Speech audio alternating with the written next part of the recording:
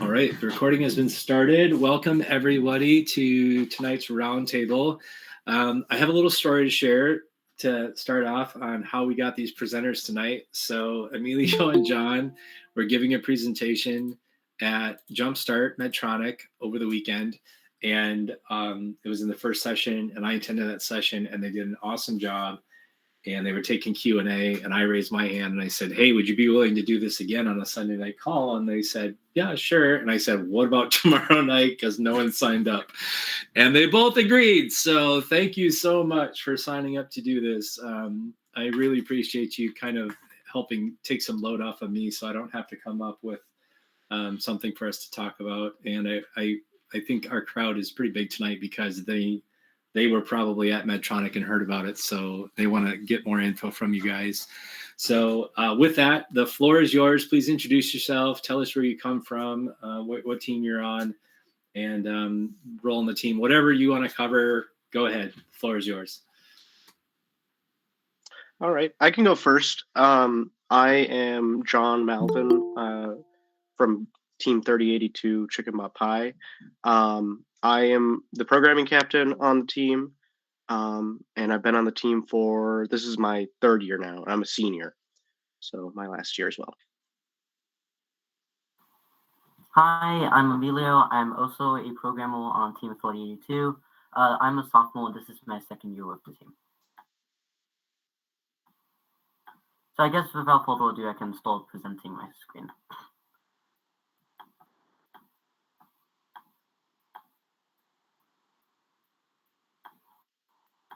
And if I just go to slideshow and just we have this for now.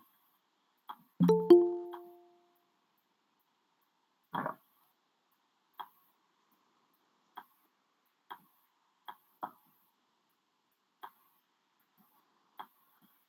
Can everyone hear me? Fine. Yep, you're good.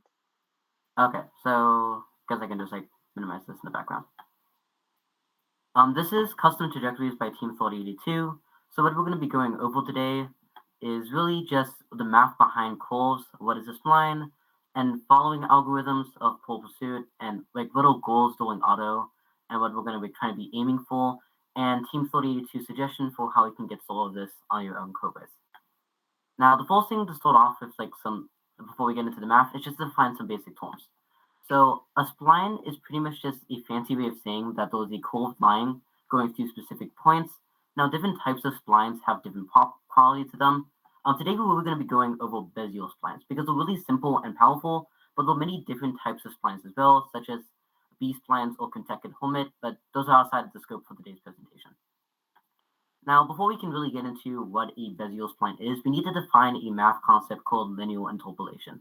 Now, linear interpolation is really just a fancy way of saying it's a function between 2 points. Now, linear interpolation is a pure metric function with the input being t, and t of 0 is actually the first point on the curve, and t of 1 is the second point on the curve. And the formula for a pure metric function for linear interpolation is c of t equals p of 1 minus t plus c of 2 of t. Now, that may sound a bit confusing, but it'll make more sense when we show it in Desmos. Now, Desmos is a graphing tool for math functions, and it's really nice for graphing some robotics, splines, or curves when you're designing your autos. So in Desmos, if we define 2 points, say P1 and P2, we have 2 points on Desmos. Nothing really fancy going on there. But if we use linear interpolation, we can define a function to get a point between these 2 points.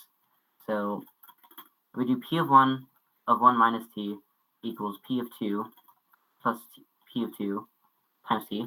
You see that we get a straight line between these 2 points. And that's really the core concept of linear interpolation. You get 2 points, and for different values of t, you get a line between them. Now, it's important to remember that for given values of t, what you actually are receiving is a point, so an x and a y. So you have an input of t, which is between 0 and 1, and you get back an x and a y as a point.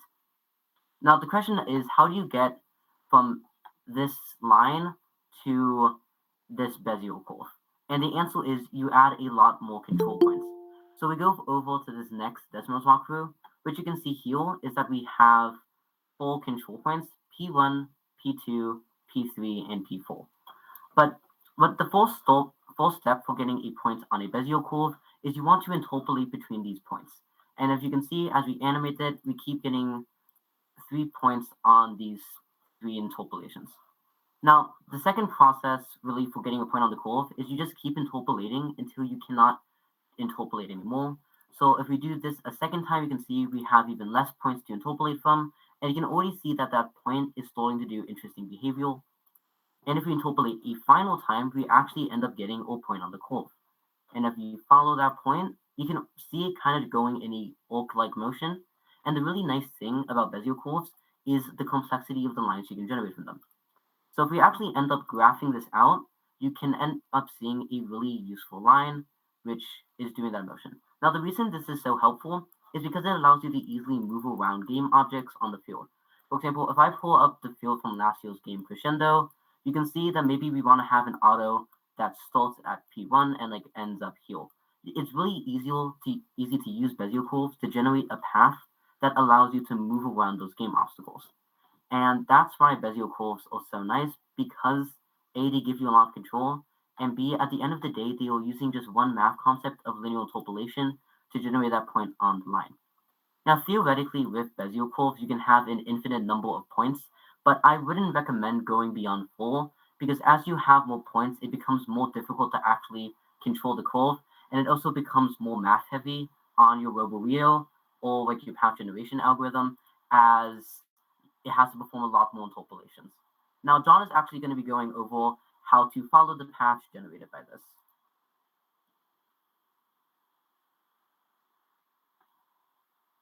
Yeah, so I'm now going to go over kind of how we want our robot to follow the path after we've generated it. And one method to do this is called pure pursuit. Go ahead. So what exactly is the pure pursuit algorithm?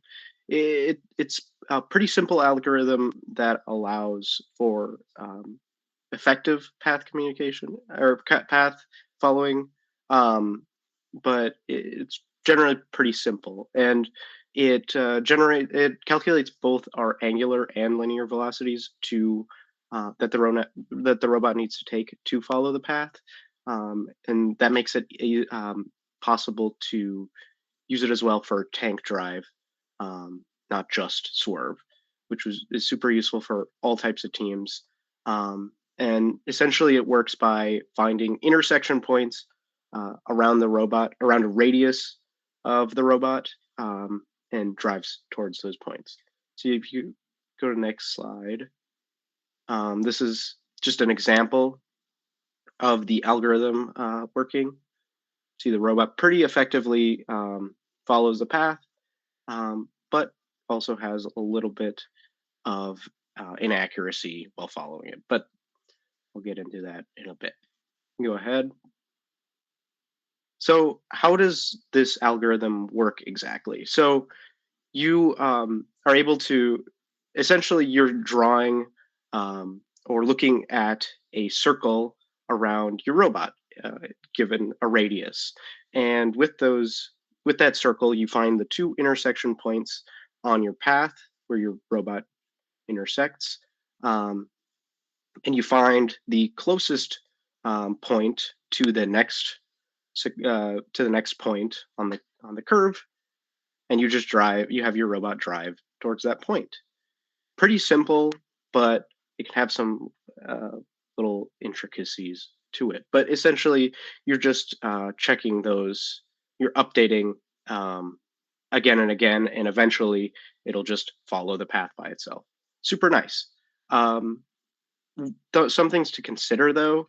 I talked about that radius as a factor. That's generally called look ahead distance, because your robot looking ahead at the path where it needs to go. And tuning that is a really important part of this following algorithm. If you have it too small, you can see on the right. If you have a small look ahead, it's going to be pretty. When you're following kind of a curve motion, it can be a little bit inaccurate, overshoot a little bit, because it doesn't have that foresight that you might want. for going around a curve. However, with a large look ahead distance, you might kind of overshoot or rather undershoot and not get the right motion in the curve, or you don't want to run into a game object just because you don't follow the curve well enough.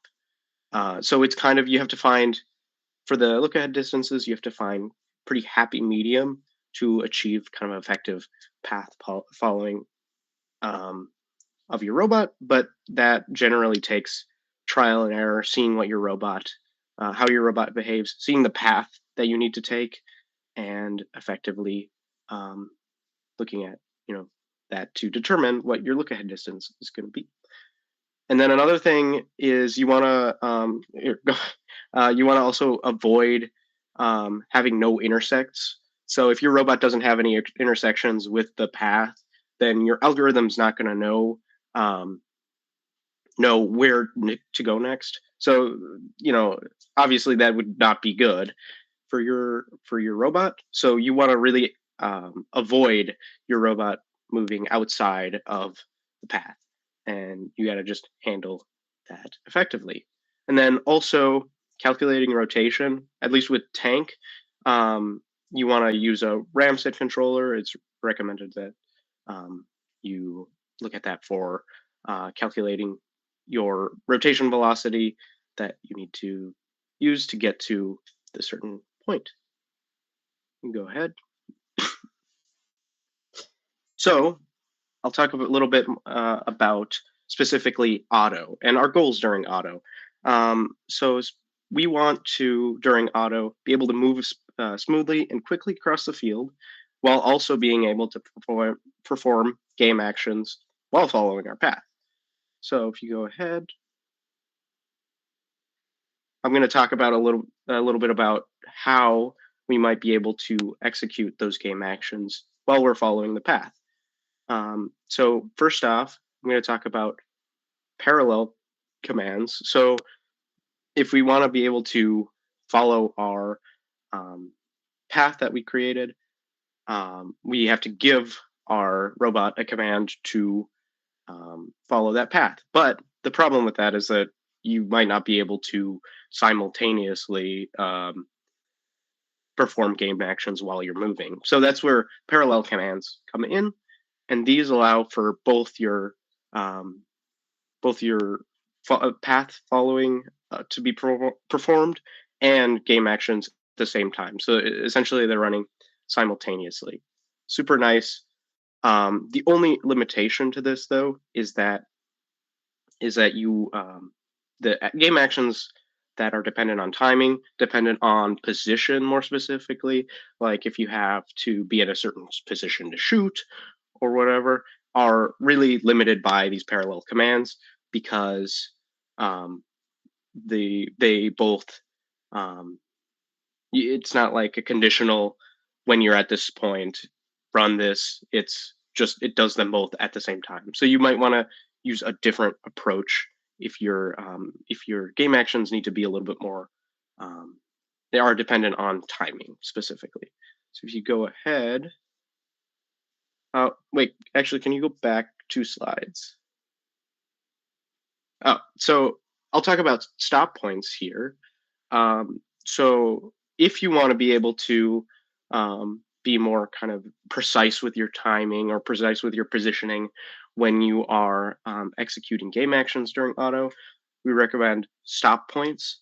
So these would be action points that allow for your robot to perform certain actions during your path following. Essentially, you're stopping your robot or waiting for your command to execute until and then you continue following after that. And this is kind of a more sequential way of performing actions while you're following that path, while you're in auto. The only limitation, really the main limitation, is that it's timing. If you're only have 15 seconds in auto, it could be difficult to have a bunch of stop points in there as well, just because you have to have everything going kind of very quickly. So that's when you would want to use maybe more heavily parallel commands like I talked about earlier, but they're both pretty useful. So you can go ahead 2 slides. And I'll talk about a little bit of an example for how we structure our auto code for path following, and I'll try to explain it the best I can. So here we have like our command essentially. We're the most important part of this slide is specifically looking at like that controller. It's assigned as a generic in this, but that essentially means that depending on which algorithm we're using, we can kind of differentiate if we want to use a different algorithm. It's a lot easier to do that. We don't have to make a new class for that. But basically, all you need to know is that that controller that gets assigned is the path following algorithm that we're using. And then we start our time, or basically a clock, to measure how long we've been following our path. Because, like Emilio was talking about earlier, we are following our path based on a time t, not necessarily an x and y value. So that we want to have that as a factor for how we're following that path. So you can go ahead. And this is our update method, our kind of our big method for how we actually handle the following. We get all of our positional data and angular data of our robot, both position and velocity, and angle and angular velocity, just to kind of get a good idea of where a robot is and how it's moving. And then we assign that to a swerve state, which is essentially just holding all of that data so we can easily manipulate it or use it. And then we feed that into the swerve instruction based on our controller, or our algorithm. And then it allows us to, and that outputs essentially where our robot needs to move to next, which is super nice, super easy. And then based on that timing, like I said earlier, once it determines that our path is done, it just stops the robot. So that's about how we do that in kind of a simple manner. So really the question of like how should I implement this on your own code base is my first suggestion would be to get really familiar with Desmos, and then my second suggestion would be code a Bezier class. And really the third of trajectory following, this is the most of kind of your choose your own adventure, because how you implement this will vary differently depending on your robot, how you set up your code base, and what classes you're using. But I will like show the basics of a Bezier class. So with Desmos for drawing, usually there's a lot of field accurate Desmos, and you can actually plan out your Bezier splines and Bezier trajectories here by just moving control points around and like jotting down those values. Now, it's really good that you get like a nice understanding of how Desmos works, as it will not only help you actually make your trajectories, but it'll give you more intuitive understanding of how Bezier curves work, so that way you have an easier time when designing your autos. Now, when you're coding up your own Bezier curve class, it's really useful to have a helper class called point2d, because when you're coding up a Bezier curve, you have a lot of different points, and you wouldn't want to have like 50 million different x and y values in your Bezier curve class.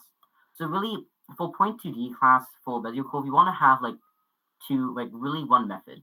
LOP, stands for linear interpolation. We would want to abbreviate it as LOP, as writing linear interpolation a lot on your code base would get a bit tedious fast.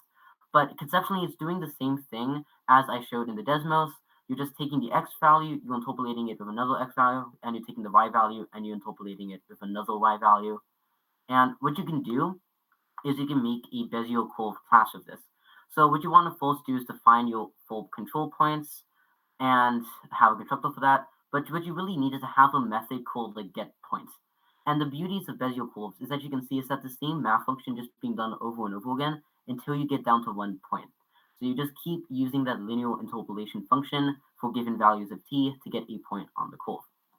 Now, the question of how do I get my robot to follow this can be a tricky one depending on your code base, but if you're already using another path planner such as path weaver or path planner or just built-in WPI follow commands, what you can do is you can actually convert your Bezier curve to a WPI trajectory, and that way you can take advantage of built-in WPI followers.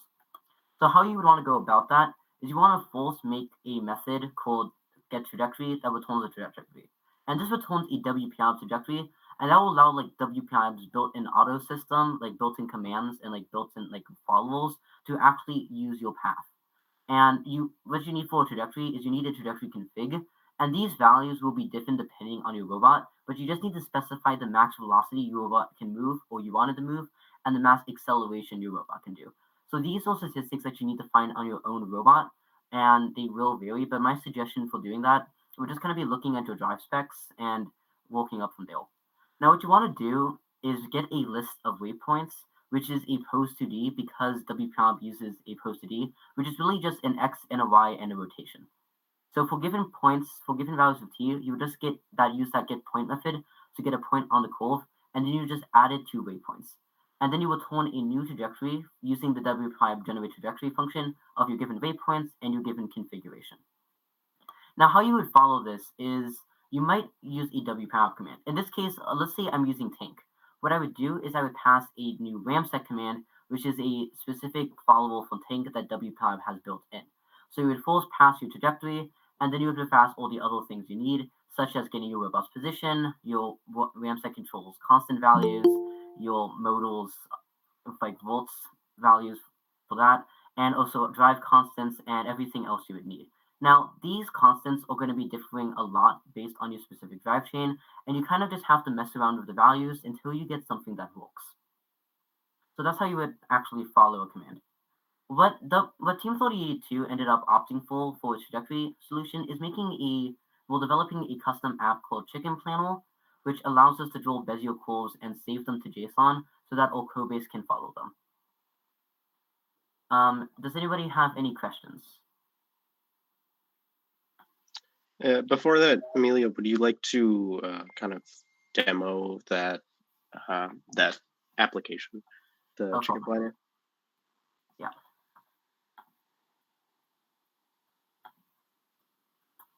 So currently I have Chicken Planner written in Java FX, and the reason I opted for writing this application in Java is because WPIP is written in Java, and a lot of FRC teams know Java, including ours. It was best to write this also in Java, so that way more people can work on it in the future. So if we just run it,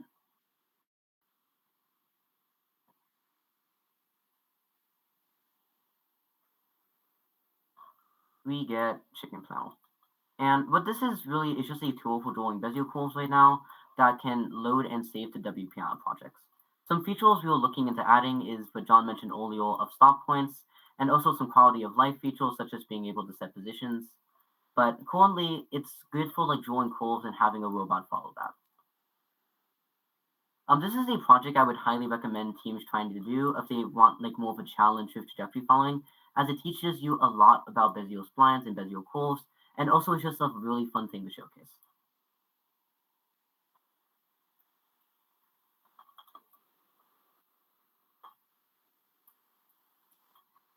All right. Does anyone have any questions for us about the presentation? I have a question. Could you demonstrate how you're using Chicken Planner to get the points into a JSON file that you could run with something like Path Planner? I see how you're using it to draw the Bezier curves. I just want to know how you're getting those points to run it on something else. Emilio, so what we're doing is pretty much when you load a WPI project, it just creates a new folder called Chicken Planner, and it will just save a JSON of like kind of just a list of points. And then actually in Codebase, we just have it run in real time and like generating the curve for a pole pursuit algorithm to follow. So it's kind of like PathPlanner and Courier where you just like load a project. I have a question. Yes. Based on your experience, would you say that this method, the previous method, is more accurate compared to tools like Pathfinder, or is it around the same? I personally haven't had much experience using PathPlanner, but we do find that using Desmos works well. All right, thank you. That's nice to know. Caleb, do you have a question? So over the past summer, or maybe it's 2 summers ago, I worked on my own autonomous library just as like a learning experience. And a thing that came up was figuring out, instead of having your paths be over time, have it over a distance. Do you have any like notes on that, whether it's better or worse, or experience Yeah. with that? So I will talk about kind of our experience last year. So last year we used Choreo. I used some images from Choreo on one of my slides for the autonomous thing, but so that gives us our data based on or we computed that based on time, but haven't really experienced based on distance. So I that at least worked really well for us. The timing was very accurate. Our paths during auto were generally accurate. Really, our only kind of setback was our odometry or vision. Generally our positional data that kind of messed up our path following. But at least for time, or at least for time over distance, it worked well for us. But we really only tested time and during our experience last year. All right. Yeah. Thank you. On that note with distance, with Bezier curves, instead of like just following it based off t, you can always just get a bunch of points on the curve and like use the pole pursuit algorithm to follow it in that way. Like kind of what's being demonstrated here. Yes, Lily. I want to know your like process when you were like fine tuning the paths. Like, what did you do to like make sure your paths were really accurate?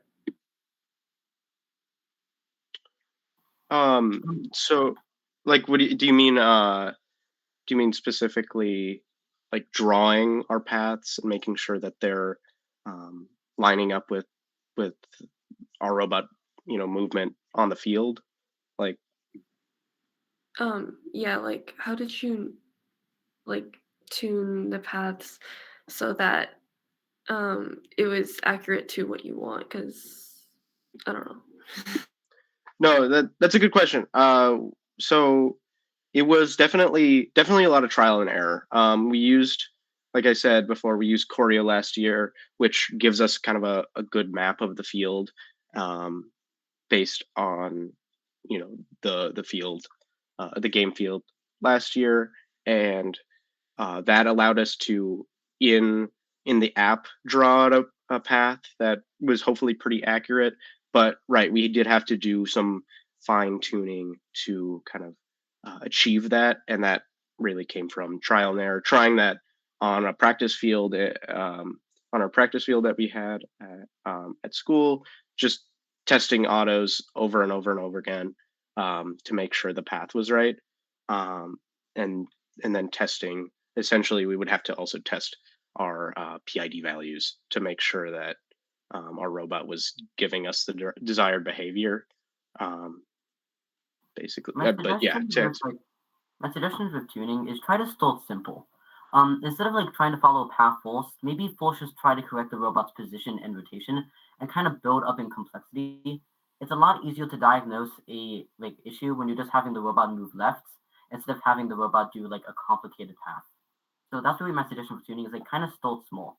maybe don't even stall with position correction, just like stall with like driving the robot around to kind of get an idea for how your robot reacts to stolen movements and just kind of build up from there. Yeah, absolutely. Yeah, definitely a good suggestion.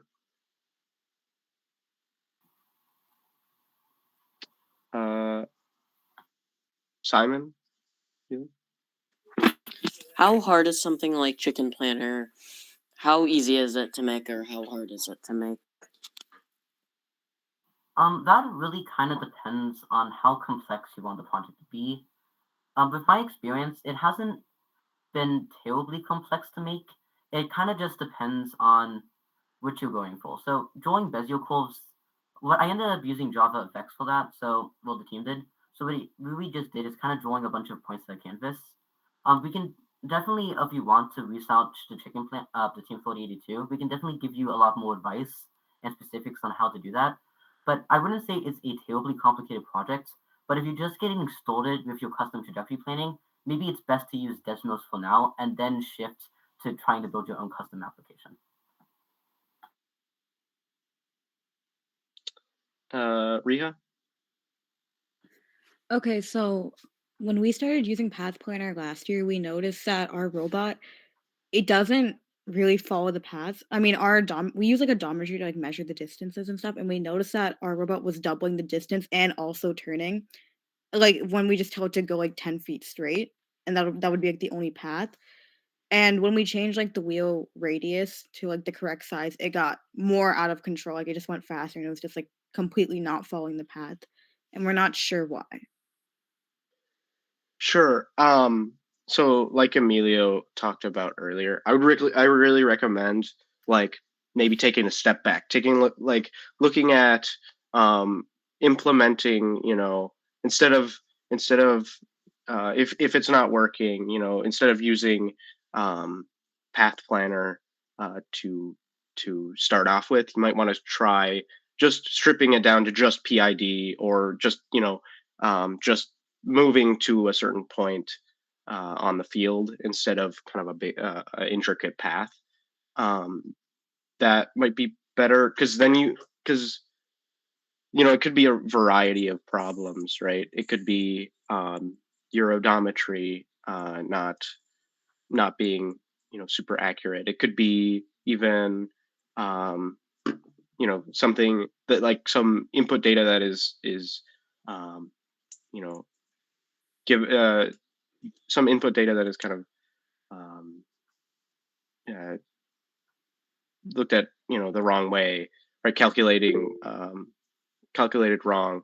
So I would really, like Emilio kind of recommended, start very simple. Just don't be afraid to start simple and look at, can we just drive our robot? Can we get our robot to drive X amount of inches forward, or rotate 90 degrees to the right?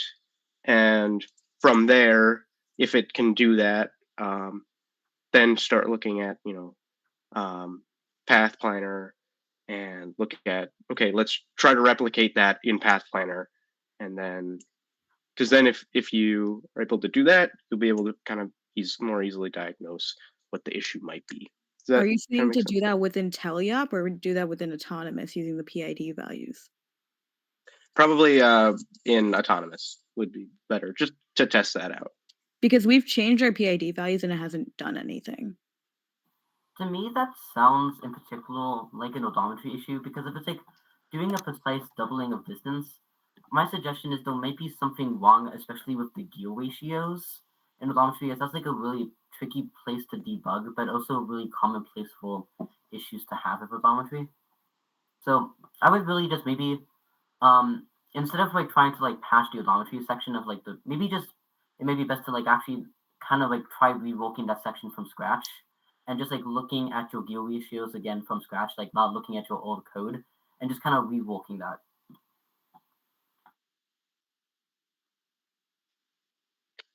Deepak? Yeah, so first of all, really, really well done, guys. Thanks for presenting at Jumpstart. It was really well received. You got a lot of good questions, especially about Chicken Planner.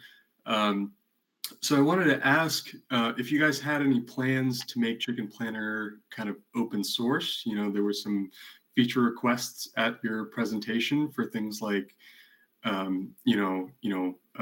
having a field where people could select where they wanted a robot to be, maybe 4 inches to the left, as opposed to clicking and dragging for path planning. So could you guys talk about your plans to maybe make it more available to teams, and if you were going to publish to GitHub or however you're planning on rolling out Chicken Planner? Yeah, so currently we have plans to make Chicken Planner open source. It's been in a bit of rapid development, so currently the Git structure and really the file of the code base isn't that welcoming to people who haven't been actively working on it. So our main priorities is just kind of refactoring a lot of classes and making things make more sense, while also simultaneously adding documentation. And once we reach that point when it's like able that other people can look at the code base and easily understand what is happening, we're gonna release it.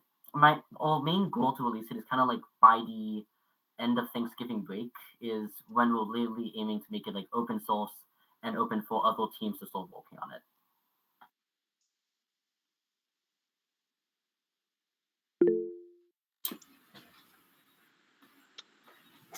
Yeah, Scott. So my question revolves around rotation. So I see the Bezier curve. I see how that you create those points, but how are you handling the rotation, how you want your robot oriented when it gets to its destination in your custom code that you built? And then additionally, with Path Planner, you not only can set the rotation of your robot, but you can also set the rotation you want your wheels oriented when it arrives at its destination. Have you guys figured out a way to solve that with your custom pathing code? Yeah, so while we haven't fully implemented this in the UI, what we are going to do is have an action point class. And in your action point class, you can specify things like rotation. I'll be adding more things to that as they're on demand. So I actually do really love that wheels idea. So what we can always do is we can maybe add like a wheel configuration element to an action point and just draw that on the path. So a lot of things were done kind of like behind the scenes in Chicken Planner so far. We just haven't gone into implementing it into the UI in a way that's like clean, but also easy to use. Yeah, essentially, it would be like very like linear, pretty like linear rotation from point to point. Right. That's how it was. I'm guessing we use. But looking at your code, I think I saw someplace in here where it says, what is your current rotation? What is the rotation you're trying to get to? And then you're doing some type of a math to figure out a rotation velocity or something like that. Is that right? Or did I misunderstand the code that you guys had up on the board briefly? Yeah, that's correct. So what all like following code does is it kind of gets like the arrow and velocity and just the arrow and position, and we use PID to correct for that angle. So we use correct for angle position and angle velocity. So we're kind of correcting for both velocity and position.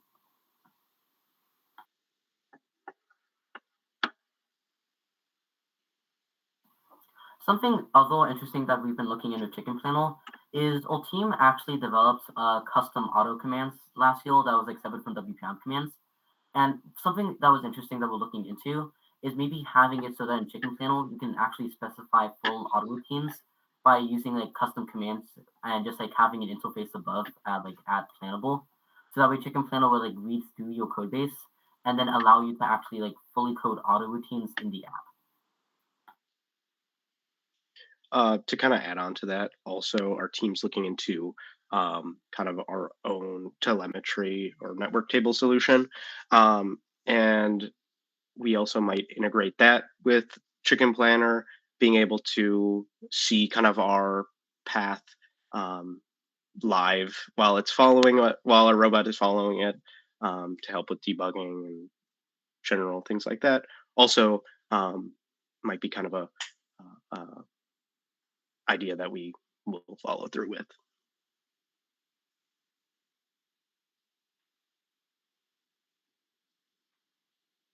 Any other last minute questions?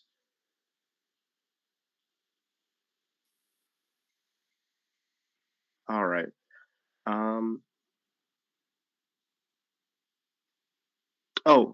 Emilio, do you wanna? Looks like in the chat here. Got Do you want to pull up your example again, Oh, yeah. Desmos? So if we just quickly pull up this example, let me actually send a link to that in the chat. So I guess I can just quickly walk through more what this example is doing. Definitely. So if we go into the Medtronic Secret walkthrough, what this Desmos really is just, it kind of like shows the main concept behind a Bezier curve of it's just linear interpolation. So it's really the same formula repeated over and over again.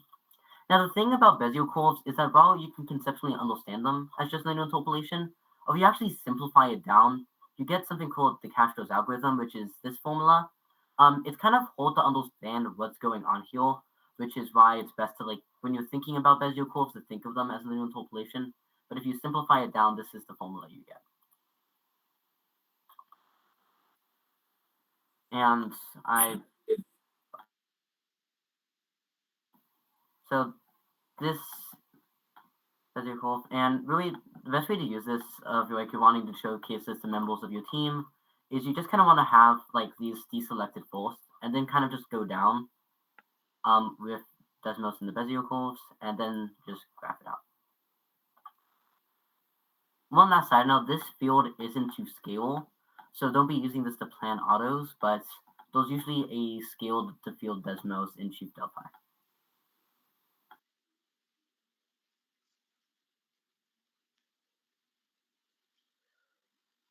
All right. Emilio, would you like to go back to the slides just so we got that last slide about our Swift thing on the view?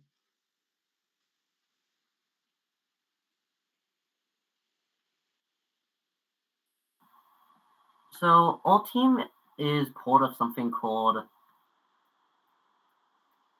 we go Heal the Swift Initiative.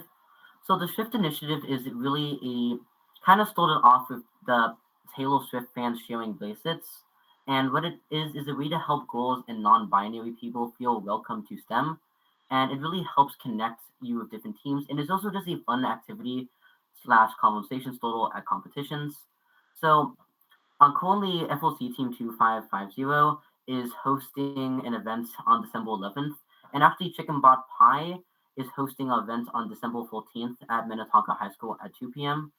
So this is a really good way to just help more girls and non-binary people feel more welcome to STEM. And again, it's just a really fun way to have conversations and just like conversation starters with people at competition. Yeah, and this is something that will, in terms of like networking too, it's kind of a fun thing. But we can all, show up. We would recommend you show up, and then you can always talk more about. Come find us, me or Emilio, and we can always talk more about our pathfinding things or just general robotics plans or news. But yeah, we would really recommend anyone that is interested should show up to that. But you can also reach out to us if you have any additional questions, if you have more intricate questions that require a little bit more time to answer, please reach out to us at our email, minnetonka3082@gmail.com, and we would be happy to answer those questions as best we can. And when Chicken Planner becomes open source, we would definitely be like happy to invite other FLC teams to work on it. In fact, we may try coming back on here when we make it open source to explain how it works and how you can contribute to the code base. Yeah, I think that's a great idea. I'd love to have you guys have sort of an open source kickoff where you can walk through the project, explain to people how it works, how they can contribute. I think that'd be fantastic. Love to have you back for that. Any closing comments or questions? All right. I have a question, actually. Go ahead. Fire away. So for mini trials, the upcoming competition, our team has been trying to get autos to work on robots that are running tank drive. So we were using, like the example that you showed on the slideshow, a Ramset controller. I was wondering what controller were you using during the actual season? Because I know for Path Planner it runs it using like a holonomic drive controller, but the ones that you would make manually using hard code only take in PID values and not anything like an array of points that you would follow. So how are you actually running those on like a swerve drive base? So what we do for that is actually what our code ends up doing is it follows waypoints, but each waypoint has a specified velocity and position of where it would be, and we just use PID for given values of like time to just update for those values. So it's constantly just like shifting PID to a different set point, and that's how we actually follow the core of dueling season. Okay, so not any like specific drive controller that comes with WPI lib, more of like connecting the points with just your velocity? Yes, with just the velocity and position. We, as on Team 42, we kind of like making things more custom, so we don't use WPI collapses terribly much. The reason I included the code in the presentation was just to show you that you can still build custom trajectories while using WPI, but kind of like a way to branch out. And actually, on my final notes is try like making your own custom solve code or like own custom trajectory code. It's really fun. It's really rewarding. Like just like kind of like stall coding. Don't like worry too much about like how it will work or like if it will be successful. We're still in the preseason, so this is really the time to experiment and to have fun building those things and like kind of just like tinkering with what you can do before like build season starts, and it's kind of like a rush to get everything done. Yeah, I completely agree. For our team, having our own swerve code built kind of a custom way has allowed us to kind of learn more, but also it's good for debugging if we have kind of an error with swerve or whatever system we're using that we have custom. We know how it works and kind of their intricacies, and I would definitely second that and recommend. Yeah, if you're interested kind of in any of this, or yeah, I would recommend trying to build some more custom approaches. And if you have like any questions on how you can approach that, or even if you want like maybe a person from another team to look at your code and give you suggestions, always feel free to reach out. A chicken pot pie is like always willing to provide help to other teams. That's the really like lovely thing about robotics and gracious professionalism. We're a community and we always just help each other out. So feel free to contact us whenever you want.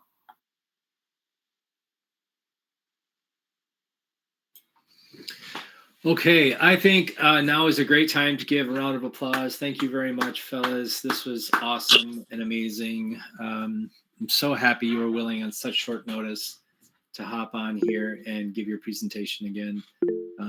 Really, really excellent. I appreciate it. We do have more time left in the evening, and I'm willing to, I think it would be appropriate this time if anyone wants to pose a question. I think the topic of auto is a very popular topic. So let's start there. Does anybody have anything they want to share or any questions they want to ask just about auto in general, and use the crowd here? If you're specific to Path Planner, specific to Choreo, feel free to ask those, because there might be someone on here who has some advice or some tips, or share something that your team figured out that others might think is as helpful and valuable. Anyone? I think a suggestion our team has in particular is really try taking advantage of those parallel commands. Autonomous period is a really short period, so anywhere you can optimize efficiency, but also making sure you still have a lot of reliability is really key. So the use of those parallel commands will allow you to do more stuff in autonomous period and, of course, get more points.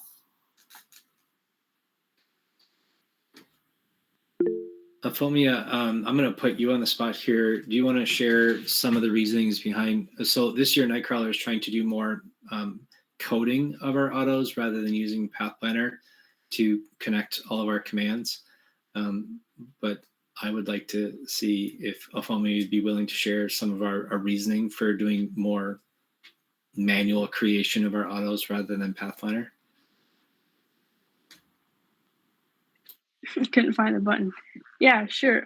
So last year we were using just Path Planner. We weren't getting the points like you guys were at the chicken planner or anything.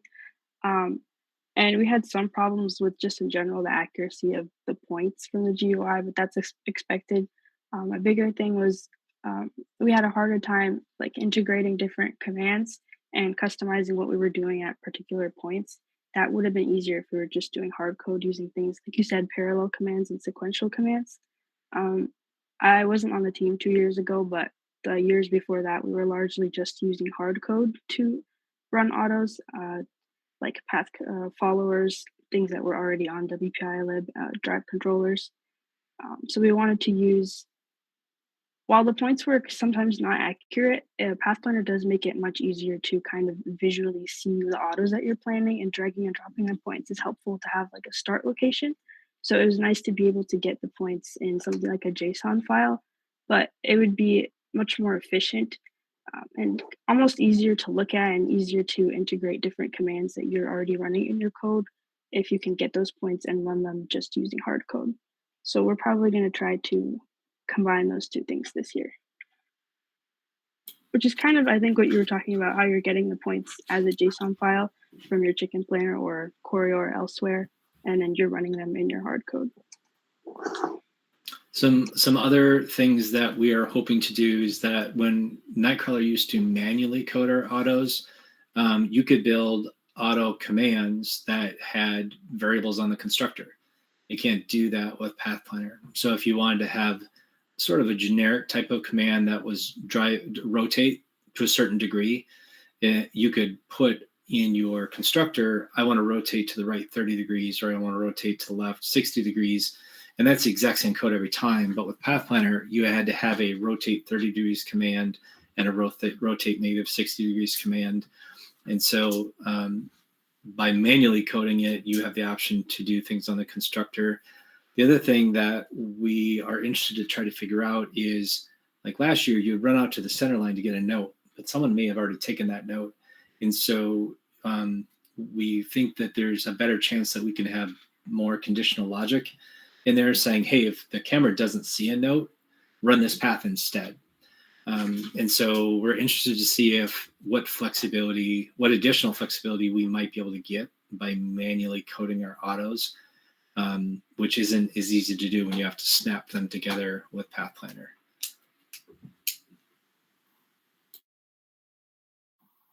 Yeah, I think something Team 42 is looking into, like maybe this year, is trying to use object detection to detect if like a game piece is in front of you, and having you do a different path or different command based off that. Yeah, we were looking into that too. That's another, Scott explained this much better than I did, but that's what I was trying to say with the integrating commands into your paths. On Path Planner, it's harder to kind of drag and drop those commands or have the things that are called name commands. You can't integrate as much logic or use any outside sources like cameras and stuff. Otherwise, other than just kind of odometry for your general position. We had some people on our team working on object detection, and hopefully if that works out, we were actually thinking about that too, having a way to kind of run different paths, have more, like Scott said, conditional logic, where you would run particular paths or particular segments of paths based on kind of what you observe around you. That would make the most of the autonomous period, because like you said, it's really short. It's hard to waste a lot of time running a path out to like the center line if there's nothing there for you to get. Out of curiosity, how did you go about object detection? Did you like just do like based off color, or did you like use a neural network? I wasn't working on object detection for a while. Some other people on our team were, but we were using cams that had color detection, and they were detecting Pixie cam. Oh, Caleb's on. Caleb, can you I'm on here. So in season, for state, we tried using a pixie cam, just looking for orange. That didn't work super well because of the lighting. But off season, we tested with photon vision with the pre-trained model that photon vision provides for the note, using a color or ArduCam. I forgot what the model number was, but that worked really well. We had one of our other students start writing a command to create like a note-centric mode where you'd press it and just drive forward and it'd go to the note. And I think that worked pretty well, but you're kind of relying on Photon to come out with that model because there's not currently a way to upload your own trained object detection model. I guess like that's a benefit of using OpenCV Oval Photon Vision is you get a little bit more customizability, but the risk there is if you can like make sure it works in time for season. Yeah, and with like a Limelight, you can train your own models with the Google Coral. So that's an advantage of that method. But Photon Vision will likely come out with a model every year now for game pieces. But a thing to note is you do need an Orange Pi with the RK35 something chip, otherwise it won't work because it needs an NPU. Specifically for the Photon Vision, in your experience, were there many like false positives that you like? Was it detecting any notes that weren't really there, and did that affect? Initially, it would detect the gem floor because it was close enough to orange-ish. But you can tune it out pretty quickly if you just increase the minimum size because it was just tiny little blips that. But otherwise, it's pretty reliable.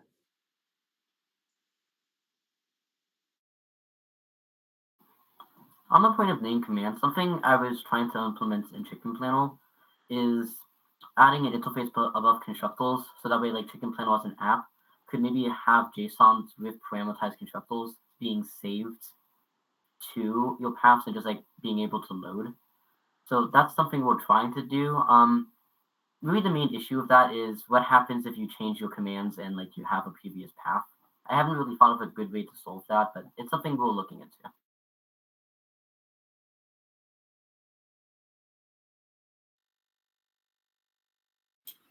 I'm curious how teams are solving the problem with reusing paths, sharing paths. So, for example, last year you could pick up 3 to 4 notes during auto, and you might say the first segment of our path is always going to be this note, but then that path could be reused for several different autos. But then there may be just going from note 1 shoot and then go to note 2 that might only ever be used by one auto or maybe just 2 autos. Have teams come up with a good strategy of how to use those path segments, name those path segments, organize them, connect the dots between them? It seems like in our experience, and if Fulmia might be willing to share more information about that, but we constantly were like, yeah, this became a big mess and we couldn't figure out what was where and which path was what. And then we kind of start over with how we name things or how we organize things. Just curious if anyone else is trying to do sort of segment reuse and how you're approaching that problem. So 3926, we basically did something similar. We had like we made like small segments on Path Planner, and then we named them things. For example, one of our names for like, let's see, the center, like we gave numbers to each note. So for like the second note down from the top, we named it C to F, which went from the like the 3 notes like down on the left. We would go from the middle note to the center one, and we had like a bunch of abbreviations for each of our segments, and then we just made it into one. Well, and then we reused those like positions if we had like a robot go to that position for each auto. So we had, how many autos do we have? For example, we had a 5-note auto, and we also had like an amp auto, and we had like a bunch of different autos, but we still reused a lot of the segments that we did, and we were pretty consistent in the naming. I don't know.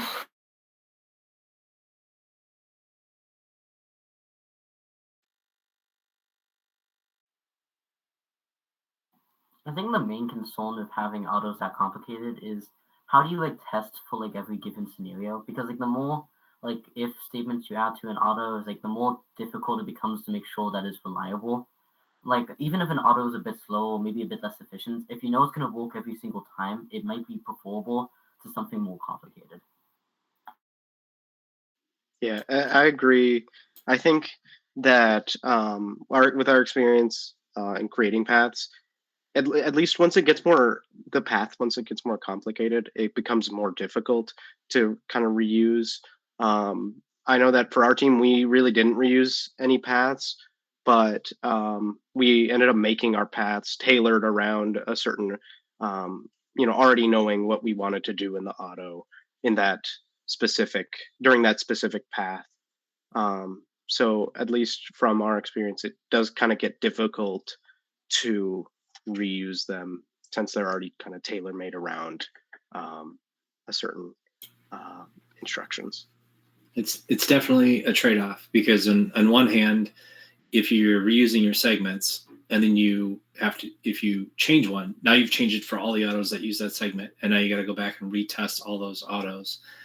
But on the other hand, as the tournament goes on and as robots are banging into, let's say, the subwoofer, and they're moving that wall back a little at a time, that note is then now in a different position from if you're starting at the subwoofer, that note's now in a different position from the subwoofer, and you could change it for one path segment, and all the all of the autos are updated for the fact that it's now 3 inches further away, or potentially even more. I know that you guys are way too young for this, but Steamworks, that was a really big problem because robots were banging into the airship, and that airship was slowly moving across the field, and you were constantly tweaking your autos so that you could get that gear on the peg throughout the match, because that airship was way too big and way too heavy. Field reset was not going to try to put that back in its original position.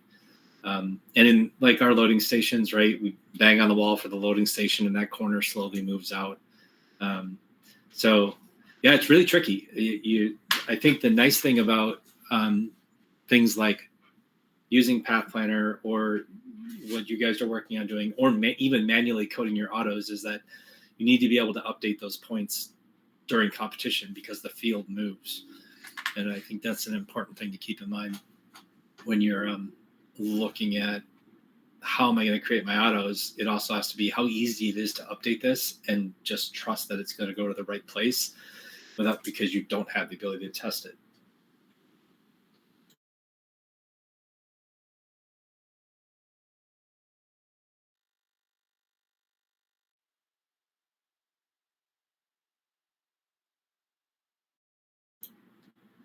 Well, I'm happy to end early. I'm never going to say no to ending at an hour instead of an hour and a half if everyone wants to. Let me do this. I'm going to give my pitch. So for everyone who's on the call, I know that we have quite a few new people on the call tonight because I got a lot of new signups from Jumpstart yesterday to the mailing list. One of the things that I really love to do this year, and we've gotten really great feedback on the couple that we've done so far, is a get to know my team. And so far we've had a get to know No Mythic, and we've had a get to know the Gears out of Blame. And so those presentations went really well. They were a lot of fun, a lot of great questions. The Gears decided that they want to do sort of a 2-for-1. So they did half the session on get to know the Gears, and then they did half a session on how they do their budgeting. That was super awesome too. So if you don't feel like you can fill the whole time on a get to know our team, you're happy to kind of combine it with something else if you want. So I would highly encourage, and I'm honestly pleading with you, please come with a session, sign up to say, get to know my team, and pull together information about your team. It can be anything you want.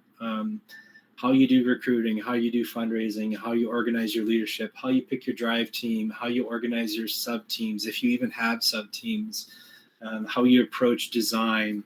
There's just so many different things, and so many teams do things different ways. It's so interesting to hear how different teams are operating and organizing. So if you're willing to do that, please sign up. Otherwise, I got to make something up with no advance warning and come up with a topic for us to discuss by Friday or Saturday so that we can do it. So I'm pleading and I'm encouraging everyone, please sign up. Also, as another part of my sales pitch, if you think you might be a Dean's List candidate, giving a presentation like Emilio and John did tonight is great conversation stuff for a Dean's List interview.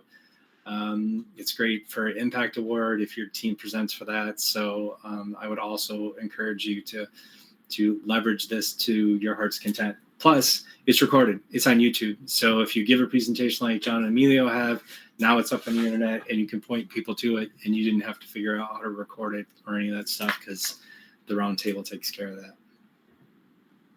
Anybody? So let's do this. Any closing conversations anybody wants to do? Otherwise, we'll wrap up 20 minutes early and I'll go watch Sunday Night Football. Anything? I only have one question, and this might be a future KnightKrawler conversation topic. Would be like, we're a smaller team, but we've been looking at trying to do using CAD software for our parts. We do a lot of our prototyping with like using plastics and woods and doing 2D stuff, and it'd be really nice to AutoCAD them up rather than just doing the 2D drawing. And we were kind of looking at getting into that, so that's something we're interested in. So Riley, thanks for the topic idea. Last week, Isaac gave a presentation. Was it last week? I think it was last week. Isaac gave a no, it was 2 weeks ago. He gave a presentation on machining and CNCing, and his was kind of a little higher topic. It wasn't a how-to. There's been at least one or maybe two Onshape demonstrations on how to design your parts, and then you can export the step file or the DXF file and run those to the CNC. So I go back and look at those. But doing a step-by-step, I think that would be a really great thing to do, to say, go from your CAD software, which I think most people use Onshape. Can you guys just shout it out? What do you guys use? Onshape? Are you using SolidWorks? Are you using something else? 3926 uses Onshape. 3082 uses Onshape too. Yeah, 2530 is all Onshape. We do CAM in Fusion 360, but everything for CAD is Onshape. Maybe what we should do is we should put together a step-by-step from Onshape into Fusion, because those seem to be the two most common things that teams are using for CNC, router-based CNC, spindle-based CNC.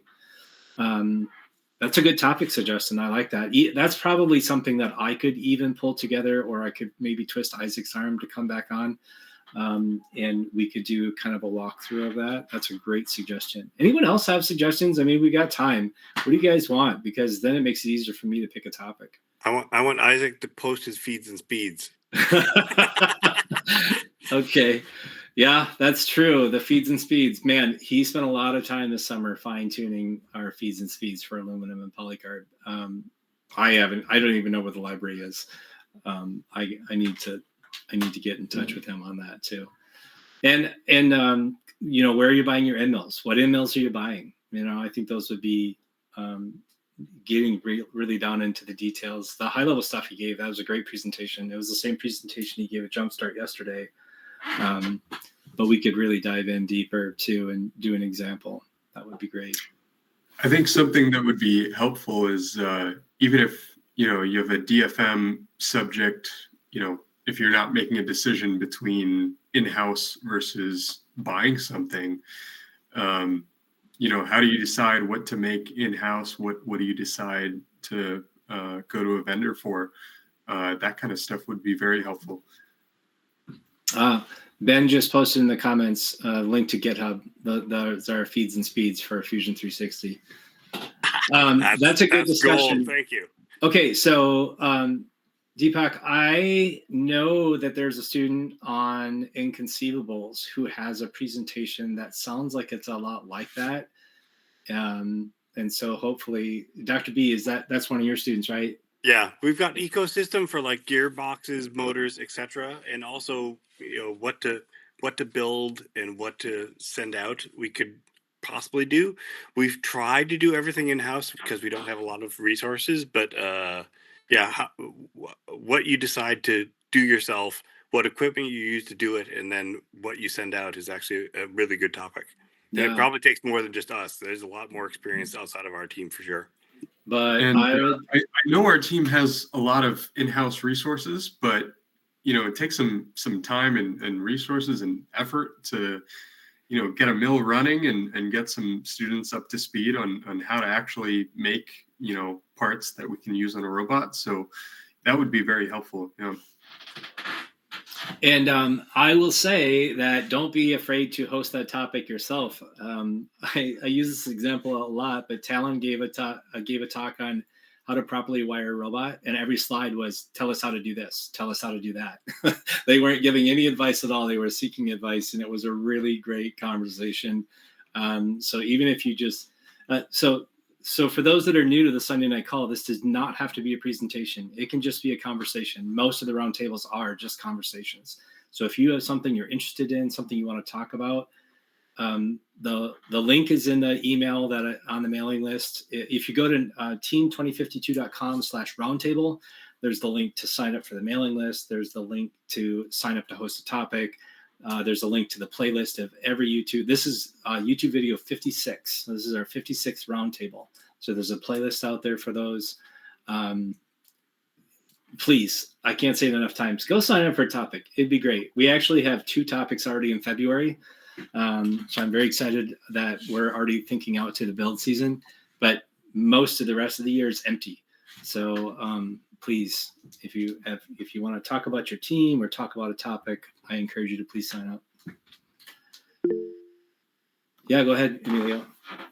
Something I personally would love is maybe like get to meet the mentors as like a topic of just like maybe FLC alumni kind of explaining how FLC helps them in the work environment, and kind of like what happens to like FLC students after they leave high school, and then just suggestions on how you can like maybe break out into those fields.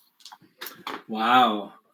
Okay, I'm excited about this topic, but this is a hard group to reach because I don't know how to get a hold of a lot of our alumni. I mean, there's probably 3 or 4 that I could pull in from KnightKrawler, but it's not nearly as easy as getting hold of a mentor or a student.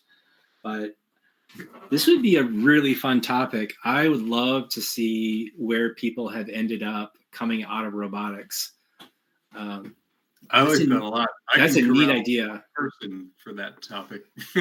That's a really neat idea. Yeah, that'd be cool. I've got one mentor, actually 2 mentors now that are former FRC people that are doing super interesting things with aerospace and who knows all what. So that'd be really fun to have them talk about where they were and now where they are. I sat at Jumpstart yesterday. I sat in a little group of people, and Tyler from Fire Bears, he's a mentor. He's a first alumni, but he's also a mentor now and a volunteer at First Events. He's a robot inspector. And Lori and a few other people were talking about, how many alumni do we know that we could bring in as a volunteer and have like 100% alumni volunteer regional, like all the robot inspectors, all of the queuing people, all field that they're all volunteers. Maybe I should put this on Tyler. Maybe Tyler and Lori could work together to get us a group of alumni. The roundtable, Elsa, it is team2052.com/roundtable, and I will type it in the chat right now. That's kind of the jumping off point for everything. So that is where you'll go in order to sign up for the mailing list, see the YouTube videos, sign up to host a topic. You can find that all on that page that one of our students put together. Well, I tell you what, I love this topic. I think you guys did a great job with the presentation. I think our follow-up conversation was really awesome. I am ready to wrap it up unless anyone has anything else they want to chat about. I think I'd just like to say, oh, sorry, John. No, I was just going to say thank you for having us on. It was a really good opportunity for us to kind of reach out and network with other teams. Emilio, did you have something? Pretty much me and John were saying the same thing at the exact same time. Okay. And I want to give kudos to the students. This might be the first roundtable we've had since last year, where the students were doing pretty much all of the Q&A during the presentation. The students talked way more than the mentors until I got on and started my big mouth here at the end. I really, really appreciate the students had their cameras on. You guys are great. This is what the roundtable should be. It should be mostly students chatting. So we want to create this environment. I know that I'm the loudmouth who hosts the call every night, or every week, but we want the students to really build these connections. So we really appreciate you guys who are asking the questions and joined us tonight. It was really great. And thanks for turning your cameras on. It helps a lot. Alrighty. Anyway, I don't know if there is a topic for next week. I suspect not yet, but I will see you next week. We'll do something. Watch for the email. I'll pick a topic if I have to. And then the week after that's Thanksgiving, so we won't be doing a call that week. And we'll start up again in December. So see everybody next week. Thanks all.